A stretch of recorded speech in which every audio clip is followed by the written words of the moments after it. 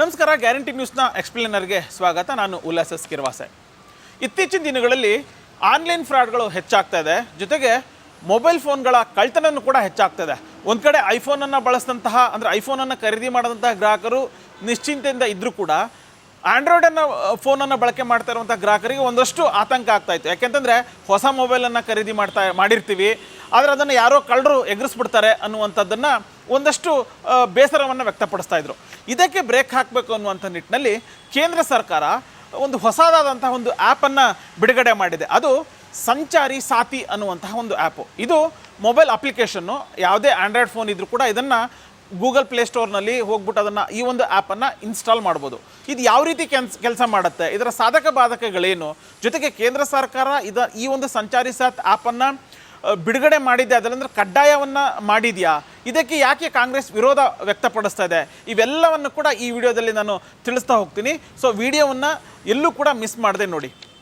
ಇತ್ತೀಚೆಗೆ ಆನ್ಲೈನ್ ಫ್ರಾಡ್ಗಳ ಸಂಖ್ಯೆ ಹೆಚ್ಚಾಗ್ತಾ ಇದೆ, ಮೊಬೈಲ್ ಕಳ್ತನೂ ಕೂಡ ಹೆಚ್ಚಾಗ್ತಾ ಇದೆ. ಇದಕ್ಕೆ ಕಡಿವಾಣ ಹಾಕಬೇಕು ಅನ್ನುವಂಥ ನಿಟ್ಟಿನಲ್ಲಿ ಕೇಂದ್ರ ಸರ್ಕಾರ ಯಾವುದಾದ್ರೂ ಒಂದು ಹೊಸದಾದಂಥ ಒಂದು ರೂಪವನ್ನು ಸಿದ್ಧಪಡಿಸಬೇಕು ಅಥವಾ ಹೊಸದಾದಂತಹ ಒಂದು ಮಾರ್ಗಸೂಚಿಯನ್ನು ಬಿಡುಗಡೆ ಮಾಡಬೇಕು ಅನ್ನುವಂಥ ಒಂದು ಕೂಗು ಸಾರ್ವಜನಿಕ ವಲಯದಿಂದ ಕೇಳಿಬರ್ತಾಯಿತ್ತು. ಈ ಎಲ್ಲ ಸಾಧಕ ಬಾಧಕಗಳನ್ನು ಆಧರಿಸಿ ಕೇಂದ್ರ ಸರ್ಕಾರ ಸಂಚಾರಿ ಸಾಥಿ ಎನ್ನುವಂತಹ ಒಂದು ಆ್ಯಪನ್ನು ಬಿಡುಗಡೆ ಮಾಡಿದೆ. ಅಂದರೆ ಪ್ರಮುಖವಾಗಿ ಈ ಒಂದು ಸಂಚಾರಿ ಸಾಥಿ ಆ್ಯಪ್ ಇದೆಯಲ್ಲ, ಇದು ಸ್ಮಾರ್ಟ್ಫೋನ್ಗಳಿಗೆ ಅಥವಾ ಆಂಡ್ರಾಯ್ಡ್ ಫೋನ್ಗಳಲ್ಲಿ ಅಂದರೆ ಸ್ಮಾರ್ಟ್ಫೋನನ್ನು ಯಾರು ಬಳಕೆ ಮಾಡ್ತಾರೆ ಅವರು ಈ ಒಂದು ಆ್ಯಪನ್ನು ಇನ್ಸ್ಟಾಲನ್ನು ಮಾಡ್ಬೋದು.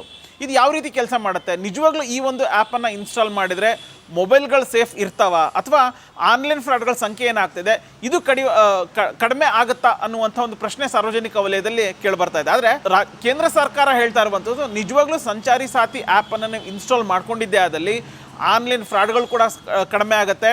ಅದ್ರ ಜೊತೆಗೇ ಮೊಬೈಲ್ ಕಳ್ತನಗಳ ಸಂಖ್ಯೆನೂ ಕೂಡ ಕಡಿಮೆ ಆಗುತ್ತೆ ಅಂತೇಳಿ ಆರಂಭದಲ್ಲಿ ಅಂದರೆ ಜನವರಿ 2025ರಲ್ಲಿ ಕೇಂದ್ರ ಸರ್ಕಾರ ಮೊದಲ ಬಾರಿಗೆ ಸಂಚಾರಿ ಸಾಥಿ ಆ್ಯಪನ್ನು ಬಿಡುಗಡೆ ಮಾಡಿತ್ತು. ಅದಾದ ಬಳಿಕ ಅಂದರೆ ಸುಮಾರು 6 ತಿಂಗಳುಗಳ ಕಾಲ ಇದರ ಒಂದು ಸಾಧಕ ಬಾಧಕಗಳನ್ನು ಪ್ರಾಯೋಗಿಕವಾಗಿ ಪರಿಚಯ ಮಾಡಿತ್ತು. ಸಾಧಕ ಬಾಧಕಗಳನ್ನು ಗಮನಿಸಿದ ಸಂದರ್ಭದಲ್ಲಿ ಇಡೀ ದೇಶಾದ್ಯಂತ ಸುಮಾರು 50 ಲಕ್ಷ ಜನರು ಈ ಒಂದು ಸಂಚಾರಿ ಸಾಥಿ ಆ್ಯಪನ್ನು ಇನ್ಸ್ಟಾಲ್ ಮಾಡ್ಕೊಂಡಿದ್ರು. ಆದರೆ 50 ಲಕ್ಷ ಗ್ರಾಹಕರೇನು ಸಂಚಾರಿ ಸಾಥಿ ಆ್ಯಪನ್ನು ಇನ್ಸ್ಟಾಲ್ ಮಾಡಿದರು, ಅದರಲ್ಲಿ 37 ಲಕ್ಷ ಫೋನ್ಗಳು ಕಳ್ತನ ಆಗಿದ್ವು.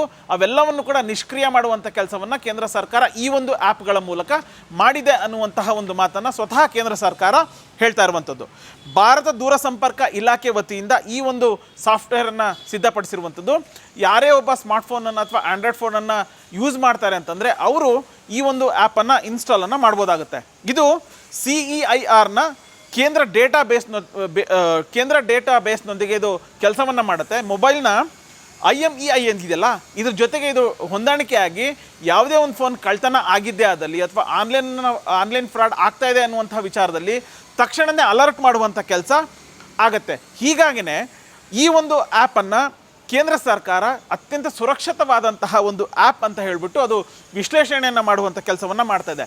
ಜೊತೆಗೆ ಅದರಲ್ಲೂ ಪ್ರಮುಖವಾಗಿ ಯಾರೊಬ್ಬ ಹೊಸ ಫೋನನ್ನು ತೊಗೊಂಡಿರ್ತಾರೆ, ಬೈ ಮಿಸ್ಸಾಗಿ ಯಾರೋ ಅದನ್ನು ಫೋನನ್ನು ಕಳ್ತನ ಮಾಡ್ತಾರೆ, ಅಂತಹ ಫೋನ್ಗಳನ್ನು ಕೂಡ ಪತ್ತೆ ಹಚ್ಚುವಂಥ ವಿಚಾರದಲ್ಲಿ ಈ ಒಂದು ಸಂಚಾರಿ ಸಾಥಿ ಆ್ಯಪು ಅತ್ಯಂತ ಅನುಕೂಲ ಆಗುತ್ತೆ ಅನ್ನುವಂಥ ಒಂದು ಮಾತನ್ನು ಕೂಡ ಕೇಂದ್ರ ಸರ್ಕಾರ ಹೇಳ್ತಿದೆ. ಅದರಲ್ಲೂ ಇತ್ತೀಚಿನ ದಿನಗಳಲ್ಲಿ ಏನು ಡಿಜಿಟಲ್ ವಂಚನೆಗಳೇನಾಗ್ತಾ ಇದೆಯಲ್ಲ, ಅದು ಕೂಡ ಈ ಒಂದು ಸಂಚಾರಿ ಸಾಥಿ ಆ್ಯಪನ್ನು ಇನ್ಸ್ಟಾಲ್ ಮಾಡ್ಕೊಂಡ್ರೆ ಅದು ಕೂಡ ಕಡಿಮೆ ಆಗುತ್ತೆ ಅನ್ನುವಂತಹ ಒಂದು ವಿಶ್ವಾಸವನ್ನು ದೇಶದ ಜನರಿಗೆ ತಿಳಿಸುವಂಥ ಕೆಲಸವನ್ನು ಕೇಂದ್ರ ಸರ್ಕಾರ ಮಾಡ್ತಾಯಿದೆ. ಈ ಕುರಿತಂತೆ ದೂರಸಂಪರ್ಕ ಸಚಿವ ಜ್ಯೋತಿರಾದಿತ್ಯ ಸಿಂಧ್ಯನೂ ಕೂಡ ಈ ಒಂದು ಸಂಚಾರಿ ಸಾಥಿ ಆ್ಯಪ್ನ ಬಗ್ಗೆ ಒಂದಷ್ಟು ಮಾಹಿತಿಗಳನ್ನು ಹೇಳಿದ್ದಾರೆ.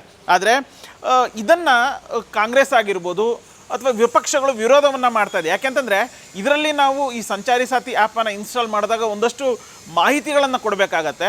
ಆ ಒಂದು ಮಾಹಿತಿಯನ್ನು ಅಂದರೆ ಗೌಪ್ಯವಾದಂತಹ ಮಾಹಿತಿಗಳನ್ನು ನಾವು ಇದರಲ್ಲಿ ಶೇಖರಣೆ ಮಾಡಲಿಕ್ಕೆ ಸಾಧ್ಯ ಆಗೋದಿಲ್ಲ. ನಾವು ಯಾವುದೇ ಒಂದು ಮಾಹಿತಿಯನ್ನು ಕೊಟ್ಟರೂ ಕೂಡ ಅದು ಸೋರಿಕೆ ಆಗತ್ತೆ. ಹಾಗಾಗಿ ಇದು ಸೇಫ್ ಅಲ್ಲ ಅನ್ನುವಂಥ ಒಂದು ಟೀಕೆಯನ್ನು ಕಾಂಗ್ರೆಸ್ ಮಾಡ್ತಾ ಇದೆ.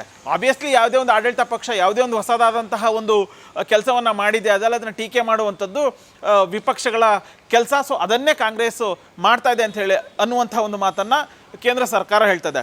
ಇದ್ರ ಜೊತೆಗೇ ಕೇಂದ್ರ ಸರ್ಕಾರ ಮತ್ತೊಂದು ಡೈರೆಕ್ಷನ್ಸನ್ನು ಎಲ್ಲ ಮೊಬೈಲ್ ಕಂಪನಿಗಳಿಗೆ ಕೊಡುವಂಥ ಕೆಲಸವನ್ನು ಮಾಡಿದೆ.